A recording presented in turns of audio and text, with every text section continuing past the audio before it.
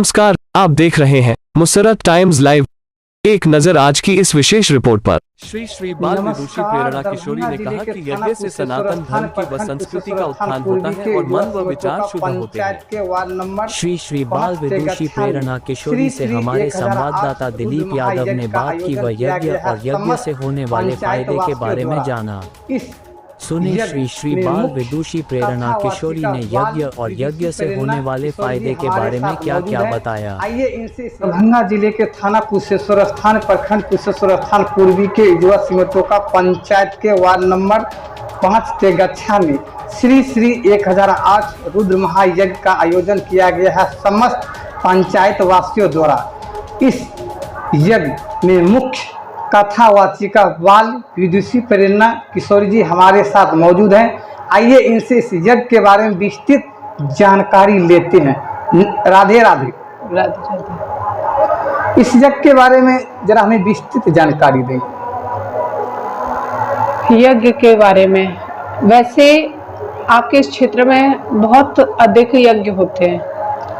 अच्छा है, ऋषि मुनियों की भूमि जहाँ होती है उस स्थान पर यज्ञ करवाए जाते हैं। और यज्ञ का जो मेन तात्पर्य होता है वो होता है कि हमारा सनातन धर्म है, जो हमारी संस्कृति है, हमारे वेद शास्त्रों में जो वर्णन किया गया है। क्योंकि आपने देखा होगा कि ऋषि मुनि कितने यज्ञ कराते थे, तो इससे क्या होता है कि इसकी जागृति होती है, हमारे सनातन धर्म की और संस्कृति दोनों का उत्थान होता है। और यज्ञ से हमारा जो वातावरण है, जो वायुमंडल है, वो पवित्र होता है, वो शुद्ध होता है। तो उसका जब जो यज्ञ से ध्वनि निकलती है, यज्ञ से जो आहुतियाँ डाली जाती हैं, जो धुआं निकलता है, जो सुगंधी निकलती है, वो जब वायुमंडल में जाकर के फैलती है, विस्तृत होती है, तो उसका प्रभाव जब हम जनादि पर पड़ता है, जब लोगों के ऊपर पड़ता है, तो हमारी विचारधारा उससे शुद्ध होती है। हमारा मन और विचार दोनों की शुद्धि होती है। तो लाभ तो बहुत सारे, यज्ञ का कोई एक या दो लाभ नहीं है जो हम एक दो शब्दों में कह सकें। इसलिए हमारे ऋषि मुनि पूर्वज सभी यज्ञ कराते थे। तो यज्ञ होना अच्छी बात है, इससे हमारा उत्थान, हमारी संस्कृति का उत्थान, सारी चीजें होती हैं। ये यज्ञ जो है कितने तारीख को प्रारंभ हुआ है और कितने तारीख को समाप्ति? ये 9 तारीख को प्रारंभ हुआ था और कल 19 तारीख है। हाँ, कल 19 तारीख को इसका पूर्णा होती है। इसके बाद यहाँ से नेक्स्ट कथा आपका कहाँ पे होने वाला है? इसके बाद तो मैं तो सीधे वृंदावन जाना चाहूँगी, वृंदावन ही जाऊँगी। और आगे की कथाओं के विषय में हमारा जो चैनल है प्रेरणा किशोरी नाम से, उस पर सारी डिटेल्स भक्तों को दी जाती हैं। बिहार दौरा ये पहली बार है या कई बार आ चुके हैं? नहीं, बिहार तो मैं बहुत बार आई हूँ और बिहार के लोगों से बहुत एक अलग सा संबंध है। और यहाँ पर बहुत भक्त भी हैं। पटना और समस्तीपुर, शिवाजी नगर, दरभंगा, आपका इधर मुजफ्फरपुर, ये सारे क्षेत्र में मैं आती रही हूँ। और ये यज्ञ जो है कितने प्रकार के होते हैं? जैसे एक तो भक्तों के मुँह सुने श्री श्री 108 महाविष्णु यज्ञ, श्री महारुद्र यज्ञ, इनके अलग और भी कुछ है या यही दो है? नहीं, यज्ञ बहुत प्रकार के होते हैं। हाँ, देवी माता का यज्ञ होता है, रुद्र यज्ञ होता है, तो विष्णु यज्ञ होता है, अलग अलग प्रकार के यज्ञ होते हैं। तो यहाँ पर तो रुद्र यज्ञ हो रहा है और 9 कुंडी यज्ञ हो रहा है। अभी पूछा भगवान से, या बार बार श्री राधा राधा कहते हो, आपको कोई भी खुशी हो तब भी आप राधा का नाम लेते हो, किसी भी प्रकार का अगर आपको कष्ट होता है तो भी आप राधा का नाम लेते हो।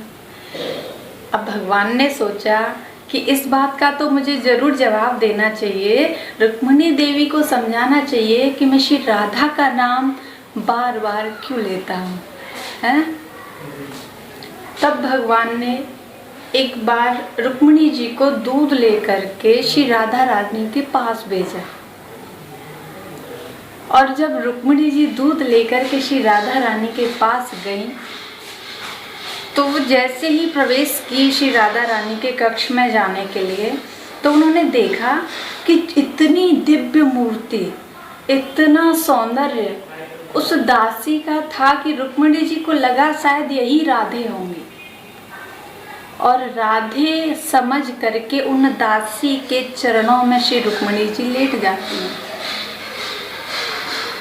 अब जैसे ही रुक्मिणी जी लेटी, दासी ने हाथ जोड़े और कहा, हे देवी, मैं राधा नहीं हूँ, जिन राधा के आप दर्शन करने को आई हो वो हमारी किशोरी जी, हमारी आराध्या, हमारी इष्ट श्री राधा रानी, परम ब्रह्म परमात्मा की अर्धांगिनी।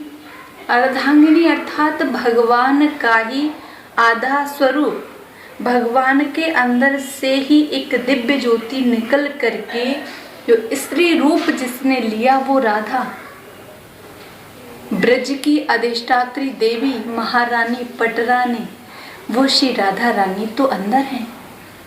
जब ऐसा कह दिया तो रुक्मिणी जी थोड़ा सा अंदर गई। थोड़ा सा अंदर जब गई तो एक और दासी देखा और वो और भी अधिक सुंदर थी। अब फिर लेटने लगी, प्रणाम करने लगी। फिर उन्हें यही लगा, उस दासी ने भी उनको वही बोला।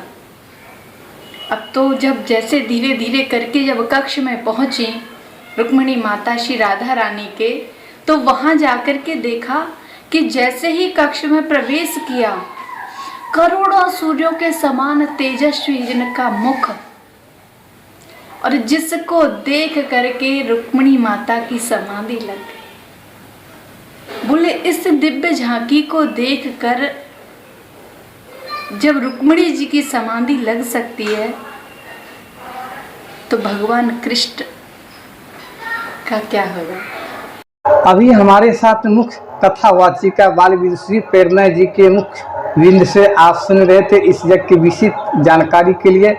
और श्री श्री 1008 रुद्र महायज्ञ स्थल तेगाछा से दिलीप यादव की ग्राउंड रिपोर्ट।